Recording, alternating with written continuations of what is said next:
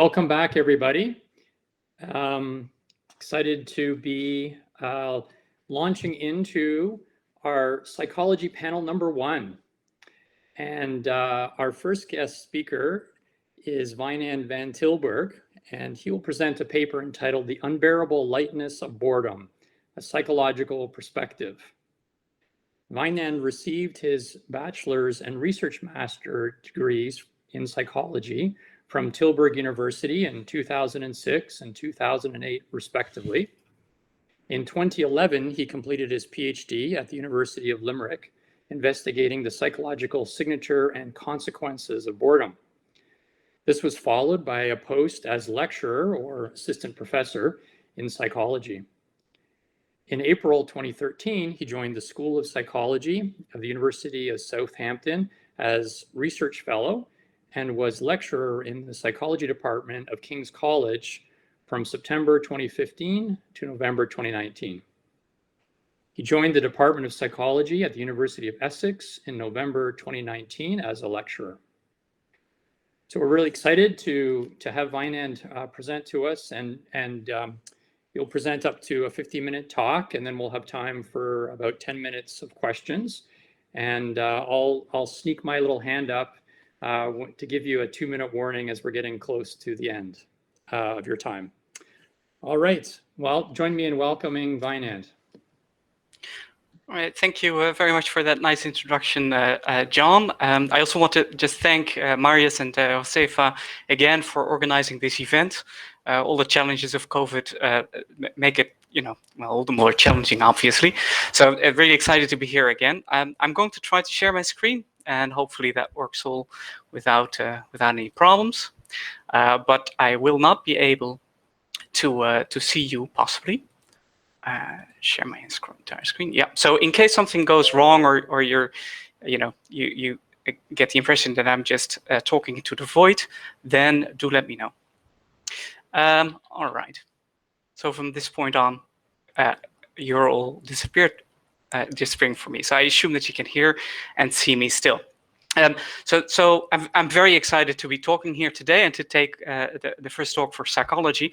So as John already mentioned, I'll be talking about the unbearable lightness of boredom. And I think, based on what we have heard so far today, that this is actually going to be quite a neat link from the more philosophical perspectives into the psychological ones, because there's actually quite a bit of overlap.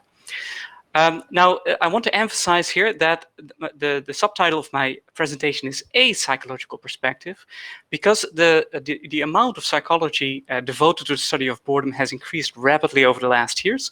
And what I will present is obviously only a sample of that. And the area has been quite increased in scope. First, what I want to do is actually refer to the starting presentation that Marius gave earlier this morning. Marius described that one of the goals, the fourth goal of our conference, is to not make it boring. Now, I'm very optimistic that we'll manage to do so, but this is not necessarily a goal that is shared by everyone.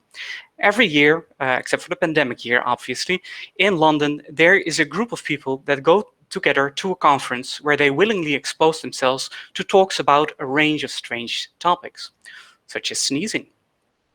Talks about toast, information about barcodes, and my personal favorite, the sounds made by vending machines. To many, these topics may sound a bit tedious. In fact, to the audience, they often may sound a bit tedious. But that's the whole point of this conference. Instead of avoiding boredom, they actively seek it up. And the idea behind it is that in this officially called the Boring Conference, people celebrate the mundane, the overlooked, and the trivial.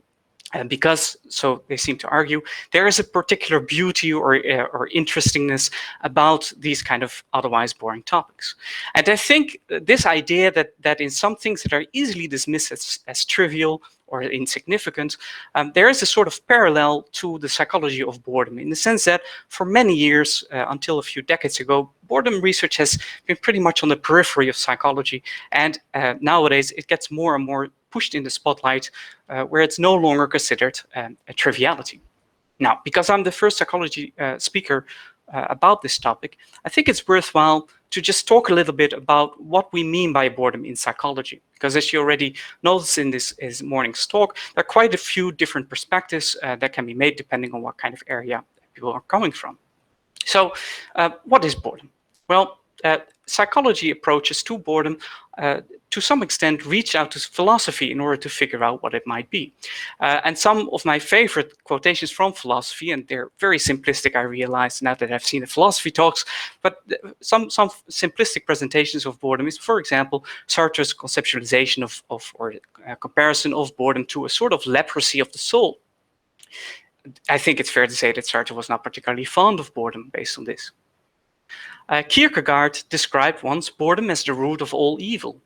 In fact, Kierkegaard described that boredom might even be one of the causes for the original sin to occur. And it seemed that Nietzsche agreed with this sentiment. One of the more dramatic accounts is by Schopenhauer, who suggests in one paragraph that Schopenhauer might be proof of life's ultimate emptiness and lack of value. Why? Because if we as humans have achieved all what we want, all that we desire, we don't end up in some sort of blissful state. Instead, we'll just be utterly bored. Now, what I'm showing here is some philosophical perspectives that arguably give a very negative view of boredom. So what about psychology? What do we think about boredom? One of the more popular definitions of boredom is actually given by Eastwood and colleagues, and that is that boredom is the adverse experience of wanting but being unable to engage in satisfying activity. And there are a few elements of this definition that I want to point out because you'll see them coming back again and again when we talk about the psychology of boredom. The first one is obviously that it's an aversive experience. So feeling bored itself is not pleasant. Boredom might serve some functions, might be beneficial in some ways, but the actual experience seems to be unpleasant. And aside from that, there seems to be a sort of dichotomy between, on the one hand, wanting to do something, there's some drive to get on with something, but on the other hand, there is something blocking that. There is a passivity that one wants to escape. And these three elements, I think, are you'll see are coming back in several of the discoveries that have been made about boredom. One question that researchers in psychology often ask when they study an emotion is, well, what does it look like? How does boredom perhaps express itself? So far, there hasn't been really a lot of research on this, but we have some impressions. So I want to share with you a little video here. So this is a moving video, even though it seems very still, of one of our participants in the lab who took part in the study in Hong Kong. And you can see here that this particular participant seems to not move very much. They have a sort of collapsed body to the extent that you can see it, and they seem fairly passive. Studies of the expression of boredom, especially among actors, have suggested that this sort of non-movement state is fairly common, that people associate that with boredom. But is it a fair representation? Possibly not. The same participant who was watching a video also behaved in these different ways. And you can see that this person was hardly sitting still and being passive. Instead, over a period of time, she was wandering about, moving about, tapping the table, playing with her hair, making strange facial expressions in the camera, and so forth. So this gives a very different impression of what boredom might look like. It's not necessarily only passive. There seems to be some fidgeting behavior associated, some sort of tendency to do something. So boredom may look more active than you might think. Another question we can ask ourselves is how frequently do people actually feel bored? Again, it's not a question that has been studied a lot, but there is an important study that had been conducted in the US by Chin and colleagues, and they found that when people were asked at random moments if they were feeling bored, then about 63% of USA adults said they would be bored at least once every 10 days. I personally suspect that this may be an underestimation. It could be that people perhaps forget that they get bored or something like that. I wouldn't be surprised at all if this is even higher than that. What they also report is that almost 3% of any 30-minute periods during waking hours were characterized by at least some level of boredom. Now, 3% or nearly 3% may not seem a lot on the surface, but if you extrapolate it a bit, it becomes clear that this is actually quite a long period. Because if you assume that someone lives approximately 80 years, then 3% of any 30-minute periods refers to or represents approximately 2 years of an 80-year-long life of some level of boredom. That makes boredom very relevant, I would say, as a frequent experience. Not everyone is equally likely to become bored. Some of these are probably quite intuitive. So younger people tend to be bored more easily. Men tend to be bored more easily. These researchers found that boredom was more common among unmarried people, and especially those with a low income. So there's some individual differences in the tendency, in frequency of boredom. One way in order to understand what boredom is or what it isn't that psychologists often use is to contrast it against other emotional states. Because if you know what boredom isn't, it gives you more of an idea of what makes the emotion unique. And there's one study by Goldberg and colleagues that did this, and they used a statistical approach. So they had 4 different concepts: boredom, apathy, anodia, I don't know how to pronounce that, so apologies for that, and depression. They represented these various states with different self-report measures. And then looked how much these measures overlapped with each other, or to what extent they behaved independently.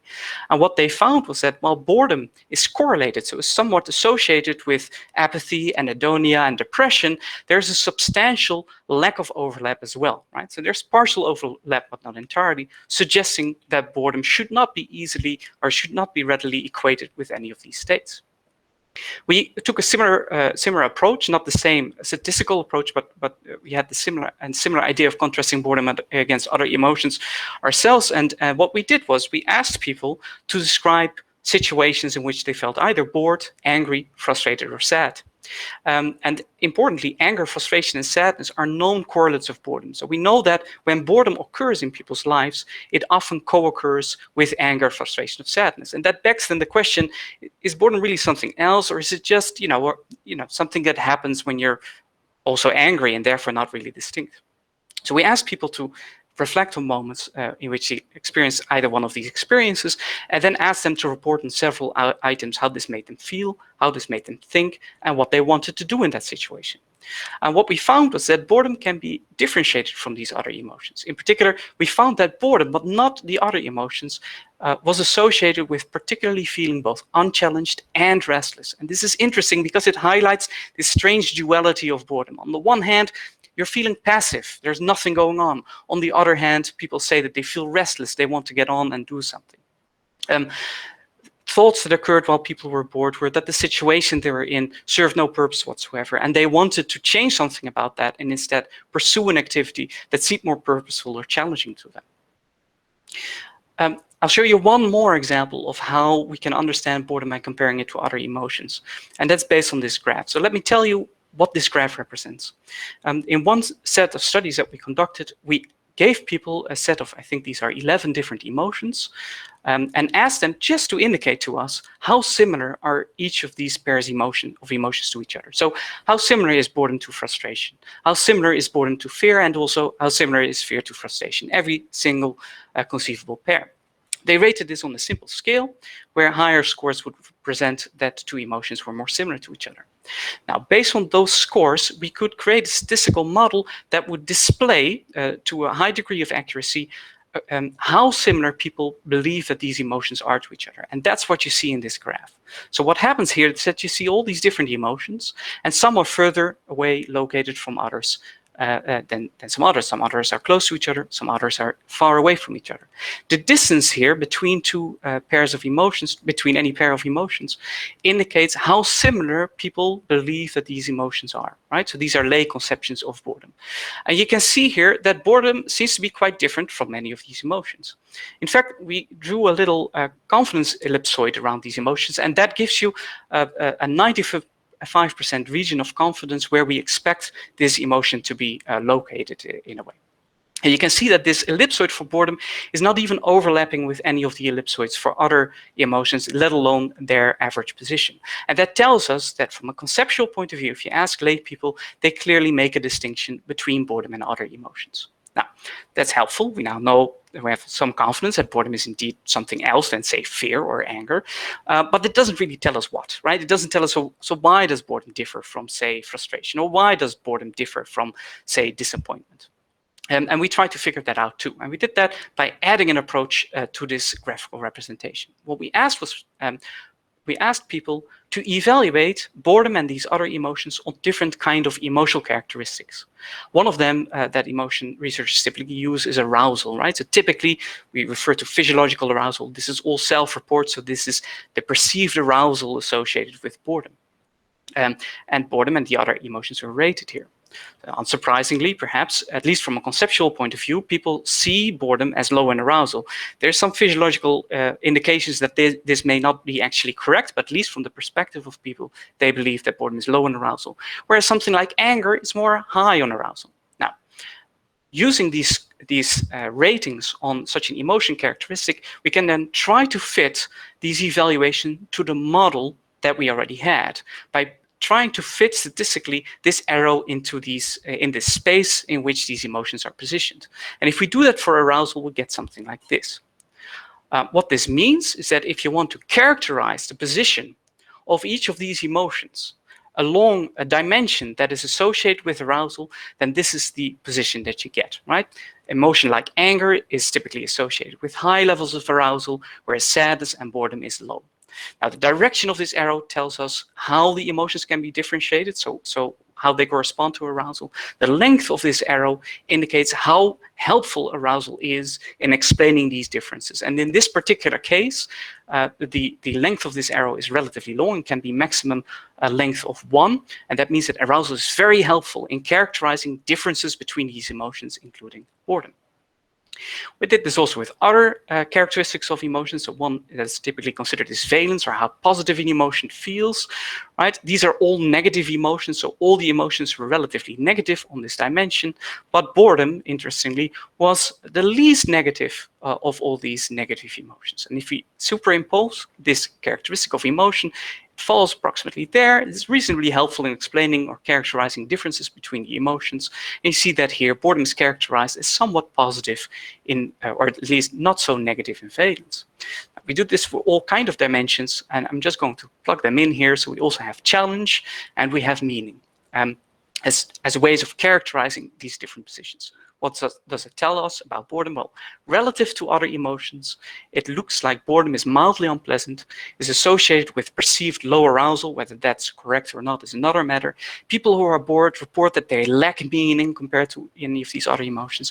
They lack attention for the current situation, and they report that they're lacking challenge.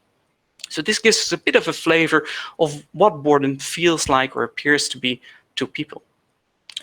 Remember, these are late conceptions, so this is just what people think about boredom. And we also took a different approach where we instead induced boredom. So we had people watch a video that would elicit all kinds of different emotions, and then we asked them how intensely bored, regretful, guilty, frightened, and so on they felt. And what we display in this graph is the distance between these emotions based on how strongly the emotions co-occur, or technically how they correlate with each other. If two emotions are far located from each other, then they typically correlate very little. When one occurs, the other tends not to occur, or at least not very much. And you can see that boredom is all the way far out there, right? Boredom seems to not be particularly co-occurring with any of these other negative states, which suggests that in an empirical setting, boredom is not something that can simply be explained by the occurrence of other emotions. In fact, it seems to operate quite independently. Now here too, we fitted these models of the evaluations of emotions, so these different dimensions, and the arrows here, they are very similar to what we find originally. Again, boredom is characterized relative to these other emotions by being relatively low in negative affect, right? So it's mildly unpleasant. It's perceived as low in arousal. Lack of challenge is important. People feel that they're lacking attention for the situation, and they report that meaning is low. All right, so we find this both of beliefs about boredom as well as the actual experience of boredom. So now that they've given you a snapshot of what boredom is like, what are the characteristics of it, another question, of course, that especially psychologists are interested in is, what does it do? What does boredom make us do? What does it prevent us do? And why does it do that? Now, there are lots of studies that have investigated potential correlates or potential outcomes of boredom, and I want to highlight a few of those. So one in particular that I think is a very dramatic demonstration of the significance that boredom can have is a study by Wilson and Westgate, where they asked people to sit in an empty room with nothing to do, right? Their task was to just sit down for a period of time. But they had one thing that they were allowed to do. They were allowed to give themselves a shock, right? So would just sitting there, being occupied or confronted with the only thing that can entertain you being your own thoughts, what would that do to people? Would it invite them to give themselves a shock? And that's exactly what they found. They found that especially men had a tendency to give themselves an electric shock. So perhaps boredom causes people to seek out some sort of stimulation or distraction, or maybe curiosity behavior, something like this, right? So it seems to have a real behavioral consequence. And this is one of many studies that show that boredom is potentially relevant for behavior. I've here listed a host of different things that are correlated or have been found as outcomes of boredom. And as you can see, many of them are quite negative, right? Boredom is associated with unhealthy eating, as we heard earlier today. It's associated with attention failures, with gambling, depression, reckless driving, anxiety, aggression, and so on. Now, many of these are correlates. That means that typically they occur among people who get bored easily. We don't know if one causes the other, but some of them have been found to be also caused by boredom. For example, we know that sadistic aggression has been recently found to be caused by state boredom. People who are momentarily made to feel bored were more likely to, for example, shred worms, right? As one particularly dramatic outcome, and pretty sad too, right? We know that inducing boredom in people causes them to report a lack of meaning, right? These kind of things. And also boredom is found in experiments to cause unhealthy eating. So it has real behavioral consequences. It is easy when you look at the psychology of boredom to, especially the older psychology, I'd say, to draw the conclusion that boredom is just bad, right? Okay, it's not trivial. It had been trivialized a little bit in psychology before, but we now have all these correlates, all these consequences gathered of boredom, and it draws a pretty bleak picture. Boredom causes all kind of problematic outcomes. As you already probably anticipate, this is not entirely correct. And in fact, I want to put this up as something I want to argue a little bit against. And the reason for this is that from a psychological point of view, especially in emotion research, it's an odd thing for an emotion to be exclusively problematic. And I can give you some examples. So is boredom really only a negative thing? What we know about emotions is that they often perform functional roles. For example, fear is an unpleasant emotion. It's associated with all kinds of negative outcomes, but it's also functional, right? You wouldn't want to live in a world where you're incapable of experiencing fear. It might feel positive, but you'd possibly be eaten by a bear or something like that. So there's a functional aspect to fear. Disgust is unpleasant to be disgusted, but obviously disgust protects us from, for example, eating potentially toxic substances and, of course, Brussels sprouts. Guilt is more social emotion, right? It's very unpleasant to feel guilty, but we know from studies that guilt also helps us repair social transgressions, right? So guilt is associated with being more likely to apologize for mistakes that you made and therefore rebuilding a social relationship. So some of these might be rooted in evolutionary processes. Some of these may be cultivated in society. But generally, what we can say is that even negative emotions typically serve some sort of psychological function. So what about boredom? Do we find that boredom also serves some sort of function? And this is where I want to focus a bit more on my line of research in particular. So what we have done with boredom is we have focused on one particular aspect. Now, remember that I showed you this graph before where we have boredom and all kind of other emotions positioned relative to each other with greater distance, indicating that they're more different from each other. And then I introduced these kind of characteristics that describe the differences between boredom and the other emotions. It turns out that within this model, two of the arrows are special. And those are meaning and attention. Why are they special? Well, for one, if you would do the same analysis on these data set, but you exclude boredom, right? So you focus on all the other emotions except for boredom, it turns out that valence, arousal, and challenge are still positioned relatively prominently in this model. But meaning and attention shrivel up. These arrows become much smaller. What does that imply? It means that if you introduce boredom among these other negative emotions, then boredom is for a large degree responsible for meaning and attention being helpful ways to describe their differences. That's a very complicated way to saying that different from other emotions, it seems that boredom uniquely adds this component of being extremely low on meaning and extremely low on attention. Boredom has a special relationship with meaning and attention. To be clear, we're not the first ones to propose this. There are others who have done so, including ourselves before we conducted these particular studies. In fact, the notion that boredom and that meaning and attention are important to boredom features in several theories about boredom, and I'm going to list them here. I'm not going to go in detail to all of them, but for example, Eastwood and colleagues proposed an attention model of boredom.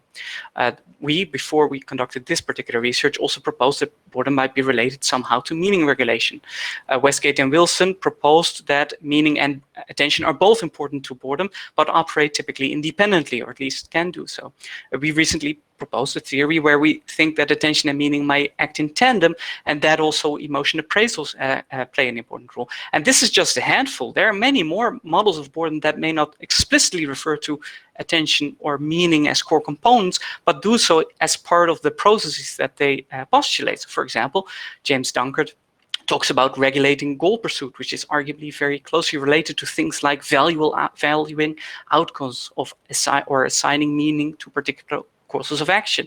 Packrun and colleagues talk about behavioral control and outcome value. Again, outcome value seems to be related to giving meaning to behaviors or seeing something as providing a sense of meaning. Elpiduru, if I pronounce your name correctly, apologize if I don't, focuses in a nutshell on satisfactory goal pursuits. Satisfactory may again have something to do with meaning, and likely attention features as an important process in regulating these behaviors.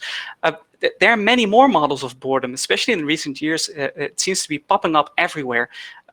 So, this is not an exhaustive overview of these theories, but I think the general message that many of them seem to portray is that boredom is not just a passive state, or it's not just a negative experience that has some negative outcomes. It's very actively involved in regulating something, right? In helping people to change their behavior in some particular way. And boredom may do that in a lot of different formats, and the one that I want to focus on is on this particular aspect of its relationship to meaning. You'll notice that I'll pretty much ignore attention except for attention processes, except for here and there peripherally in the coming talk. It's not because I think that attention is not important, but it's because there are much better researchers in investigating the link between boredom and attention, one of which you'll hear later today. So I'm going to focus specifically on meaning. So what does that tell us about boredom? How do we conceptualize boredom? So based on all these different insights, we nowadays often treat boredom as a sort of gadfly. Think about Socrates going around on the markets of Athens and asking people annoying questions to wake them out of their slumber and to question what's going on. And we see boredom as fulfilling a similar role, right? Boredom is that gadfly. Boredom as an emotional state makes people acutely aware of what they're doing at that moment is utterly purposeless, and instead makes them venture out and look for alternative behavior in the hope that they may find something that gives them greater satisfaction, that gives them a sense of meaning again. I will present to you a sample of experiments that we have conducted in order to investigate this process. If boredom indeed awakens this search for meaning, that in turn leads to behaviors that potentially offer people a sense of meaning in life. I'm going to discuss this in three contexts. The first that I'll discuss this is in terms of ideologies. So we know that one of the things that give people meaning in life is by clinging to particular ideologies or identifying with particular groups. I think there's a European soccer championship going on right now. I'm not really following it, but that might be a very obvious example where rooting for your team might fill you with a sense of meaning, feeling connected to something bigger than yourself. At a more dramatic and problematic stage, we know that intergroup conflict, for example, the conflict in Northern Ireland, is associated with strong identities and may give to some extent people a sense of meaning in life because they're fighting for something they believe in, regardless of what horrible consequences it might have. I'll focus on a sample study from my research on nostalgia. Nostalgia is an experience that we know can give people a sense of meaning in life. And I'll also give you a sample study of our research in religion as a source of meaning in life that perhaps might offer solace when people are faced with boredom. But before I do so, I need to tell you something about how we investigate this, because most of my research has been experimental. And that means that as experimental psychologist, I would make people feel experimentally bored. That means that I would get people in the lab and I would divide them in at least two groups. One group, the lucky ones, are going to feel relatively little bored perhaps, but those in the experimental group are going to be bored out of their minds. And we do this in different ways. So one way in order to get people to feel really bored, especially students in the labs, is just to make them do something very repetitive. For example, one of the ways we induce boredom in the lab is to have people draw lots and lots of spirals. Another way, and it's one of the most effective that we've been used, very easy to use, is to ask them to transcribe references. Like me, you may perhaps hate most when you write a paper or a book, the part where you have to format your references. Well, it turns out this is a pretty universal experience. Other people also hate drawing or writing references. And what we ask in order to get people bored is to simply copy in detail each of these references. Now, you may see here that these references are also not particularly interesting. We typically use references on a topic that we anticipate is not particularly engaging. One set of studies looked at literature on lawn mowing equipment. The more popular option that we use is we use references on concrete, right? So literature on concrete. People don't particularly enjoy transcribing these. And the interesting thing of this manipulation is that it's very effective in bringing about boredom in people, but it does not make them frustrated, angry, or sad or so. So it seems to be quite helpful in specifically eliciting boredom. There's one other method that I want to highlight, and we have several manipulations, but this is one of my favorites, although possibly not the most practical. It's using a video. Now, I'm going to assume that the sound works after I play. If it doesn't, then please let me know, and I'll serve as narrator through the talk. I hear a message, I can't see it. So if it doesn't work, just open your mic and interrupt me, please.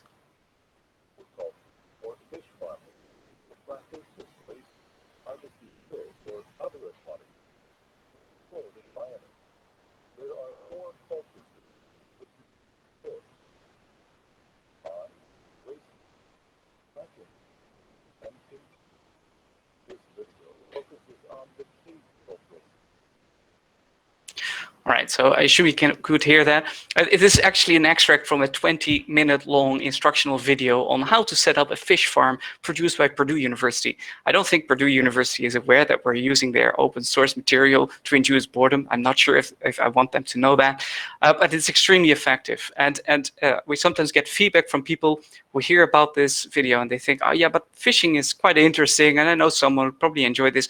One of the issues with this particular manipulation is that if we ask people how bored they are, they rate it on a scale or something like that, we find that when they watch this video, we find no variance.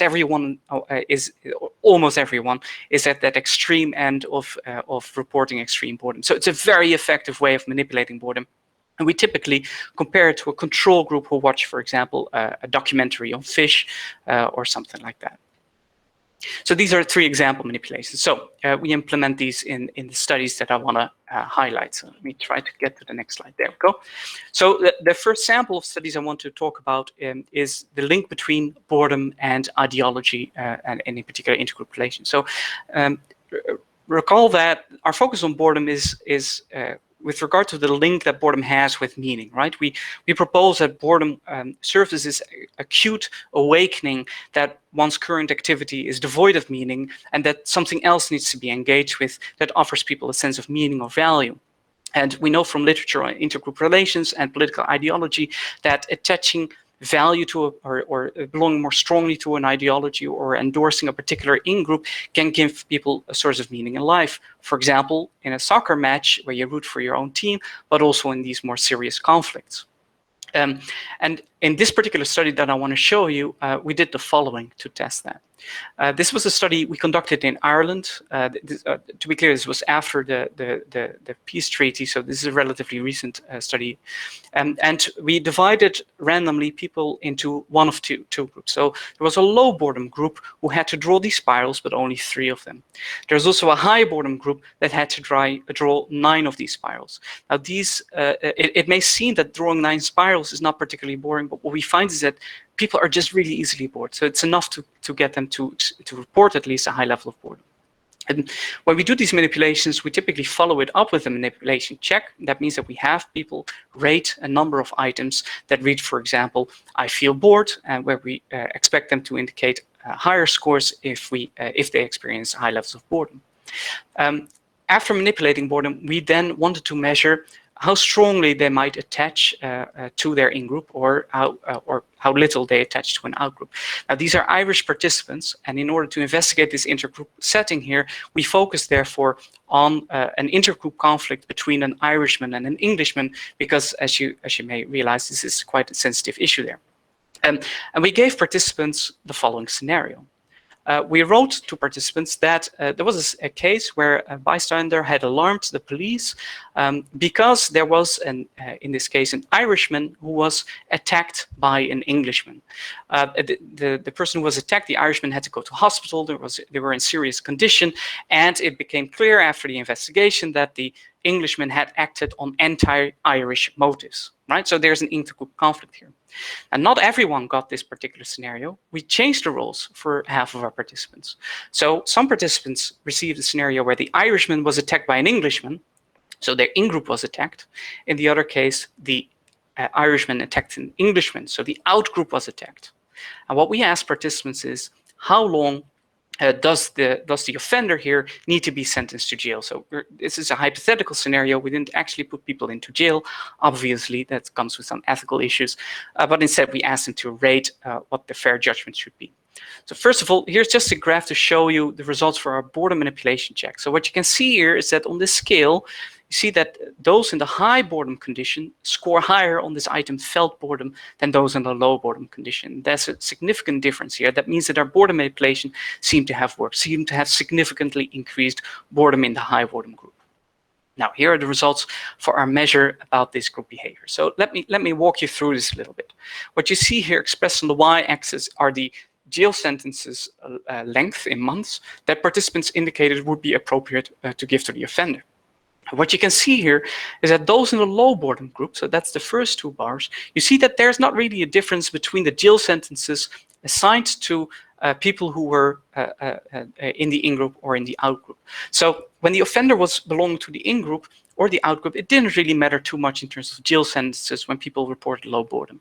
But you see this massive change when people are highly bored. There you see that the out-group members, so if the Englishman was to blame for the attack, you see that people demand a longer jail sentence compared to people participants who considered the in-group person, the fellow Irishman, as the offender here. And this is significant interaction.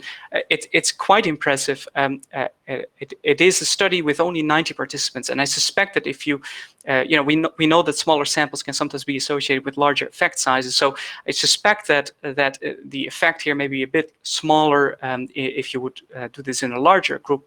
Nonetheless, what you see here is this sort of polarization where boredom causes people to be more critical of an out-group and more lenient towards an in-group, which is consistent with this idea that bored people look for meaning and that they may derive a sense of meaning by attaching greater value to their in-groups.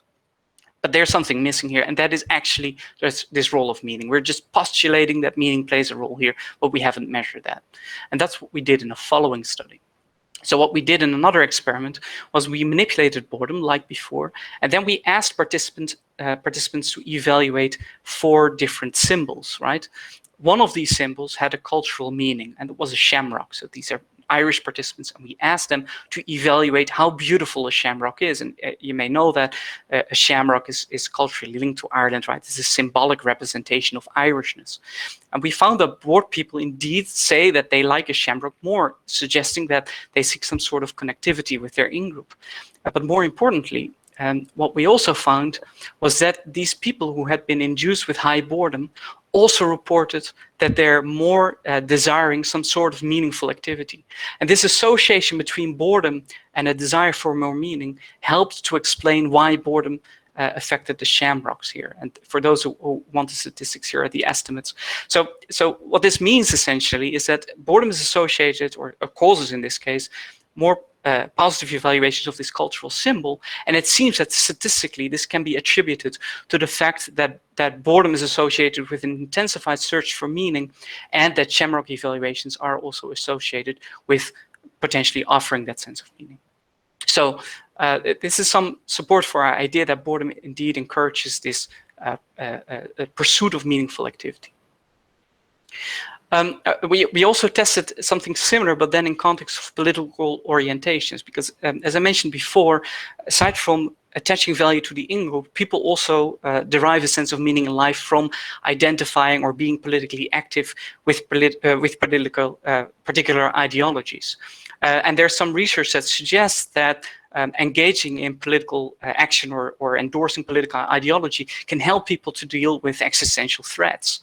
So what we wanted to know is, could it be that if boredom is indeed associated with this desire for meaning, could it be that boredom is associated with looking for more extreme political ideologies or endorsing more extreme political ideologies, either left or right?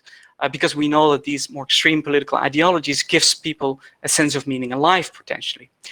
This is not an experiment. We did this correlationally amongst 300 people also in Ireland. We measured boredom using something called the boredom proneness scale. This is a measure of the tendency of people to become easily bored, essentially. We also measured using a self-report scale to what extent people said they were looking for meaning in their lives. And then we measured political orientation in terms of extremity. So we asked them to indicate their political orientation from left to right, and then we computed how extreme that was. We included a set of control measures as well. I won't go into detail, but essentially in our analyses, controlling for these other things that we know are associated with boredom does not change the results in any way. So what we found is the following. First of all, we found that those who are more easily prone to boredom or more easily bored do indeed report more extreme political ideologies on both the left side and right side of the political spectrum.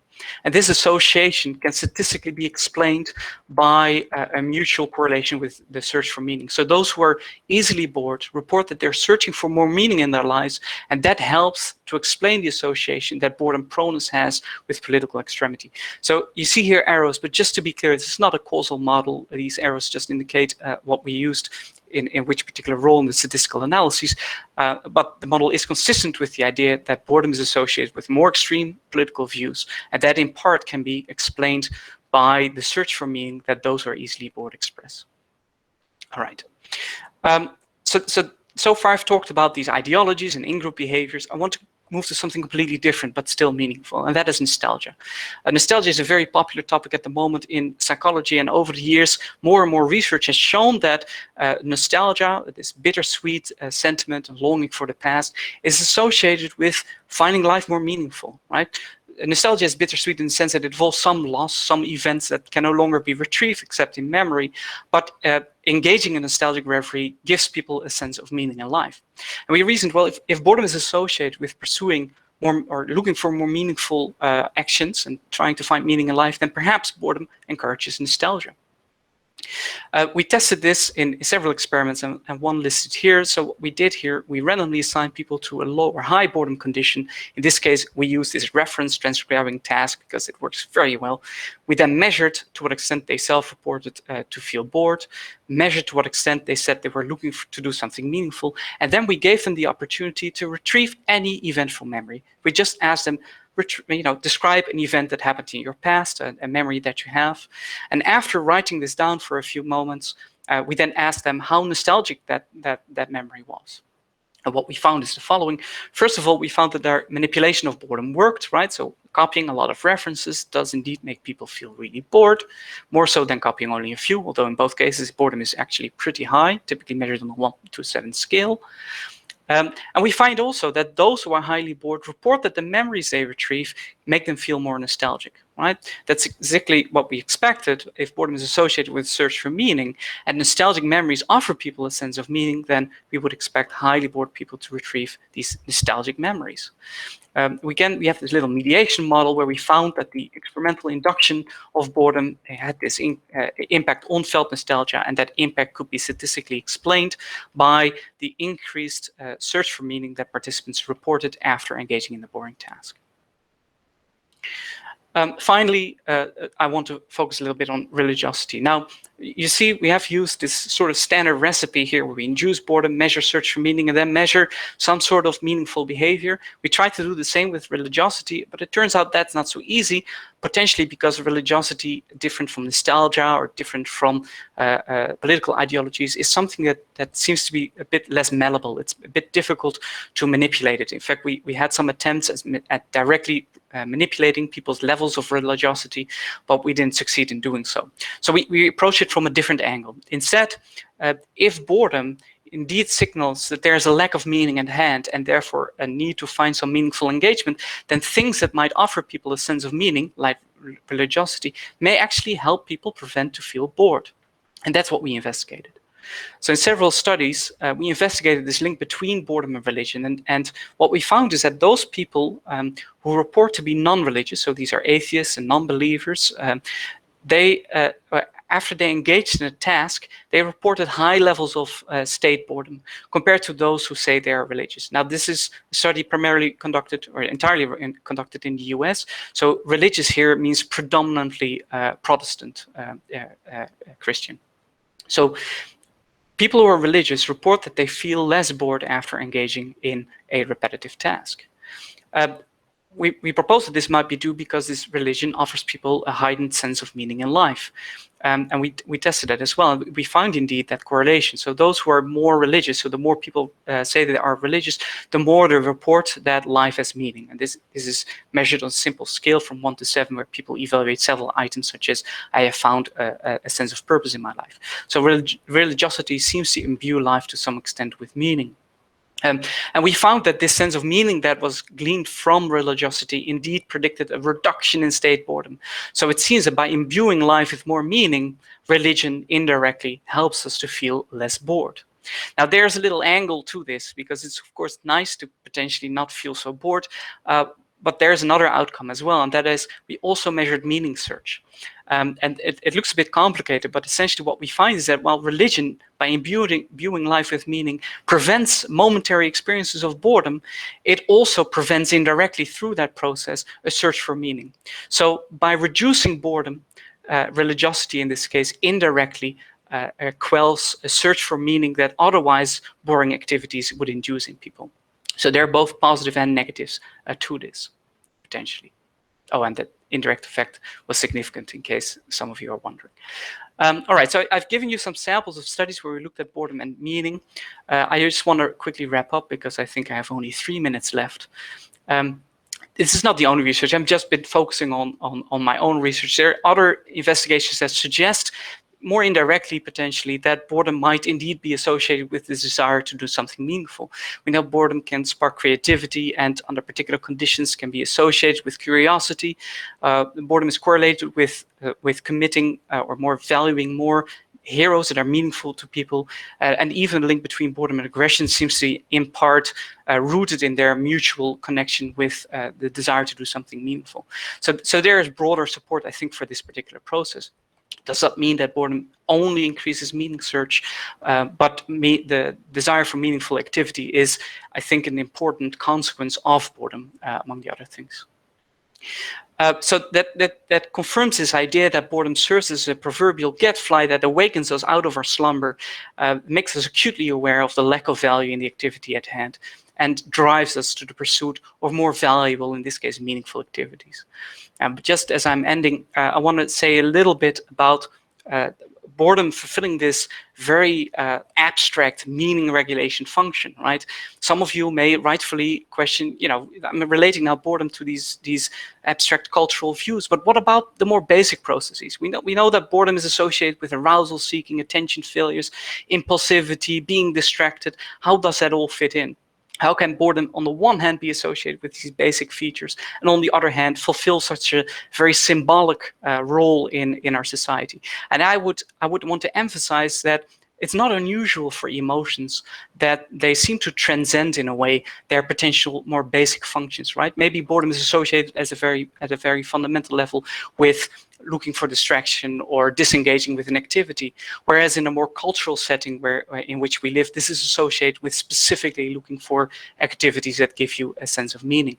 And just as an example of how this may work, we also know that other emotions like anger can function as a symbolic level. For example, this is Palmyra Castle, which was destroyed by ISIL in Syria, and people get angry when such a symbol of culture is erased, right? Which suggests that an emotion like that also fulfills a cultural role and not just a basic one.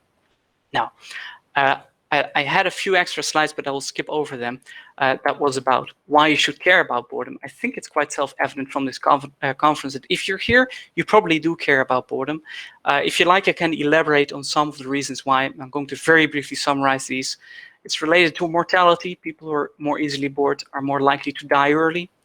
And we know from research that also boredom is associated, for example, with breaking rules in COVID, that boredom among conservatives in the US is associated with less willingness to social distance. So in case you weren't convinced yet that boredom is something not just interesting, but also very important, then hopefully these kind of insights will convince you. So, all right. And with that, I want to thank you all for paying attention.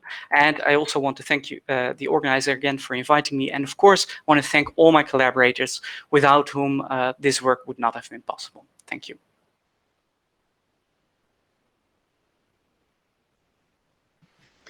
Thank you, Wijnand, for a wonderful presentation. And we've got some time for questions. So I'll open it up, and feel free to put your hand up if you'd like to ask a question, or you can place a question in the chat function, and I'll read it out. Okay, so I didn't see who had their hand up first here, so I don't know. Sorry, I missed that. Who would like to go first? Okay. Thank you so much, Wijnand, for this excellent. Can you hear me? Yes, I can hear you very well. Perfect. I am not able to activate, in fact, my video. I'm sorry. I know what you look like. Yeah, you do. But anyways, so that was a great talk. And I would have a question that would be in some way orthogonal to what you talked about. So you, as all of us tend to do, right, treated boredom as a fixed entity, as a conceptually integral phenomenon that then also is reflected in layperson's conceptions, as you have explained. But we may be accused by some that we are running into a lexical fallacy here, and that boredom may not exist in this homogeneous way across time, across historical epochs, but also not across cultural contexts, right? So what would be your take on that? And I mean, there's evidence for a number of emotions that the cross-cultural differences are so stark that we cannot talk about the respective construct as something that is sufficiently homogeneous. Yeah, so thanks. It's an excellent point, and I fully agree. There is a great risk in being too simplistic. I guess the problem, especially here in this kind of psychological approach, in about the diversity that boredom may have, depending on context, history, culture, and things like that. I tend to err a bit on the side of simplicity when I approach boredom. I know there are some accounts that propose there might be different types. Obviously, there are very good reasons to believe that there are historical changes. The thing is, within psychology, because the field of boredom is still relatively new, we don't know too much about this diversity potentially. So, for example, one thing that is sorely lacking is cross-cultural insights in boredom. And I know I work with collaborators in Hong Kong, and they keep telling me that there are very important differences between how I would conceptualize boredom based on mostly US and UK data versus how they would do it, what words we use. So there's great scope for nuance there that still has to be done without evidence yet or convincing evidence that we need to complicate our models of boredom. I think we have to be a bit cautious, because there's also a risk in increasing the diversity of how we treat, diversity of boredom understandings, that at some point we lose a bit of the common ground, right? So it's fantastic to increase our nuance in definitions and approaches to boredom, but we have to, I think, also be very careful not to too eagerly do so. A model that is very complex and can account for a lot may be helpful, but it's also not very succinct, right? So it's in a way, it's a trade-off between accuracy and usability.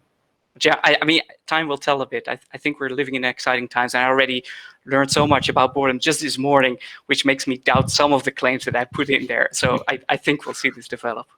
Yeah, okay, excellent, thank you. Yeah, I mean, the functions of boredom, I would say, are so fundamental that it should be universal, right? But it's a direction for future research. Yeah. Absolutely. Thank you.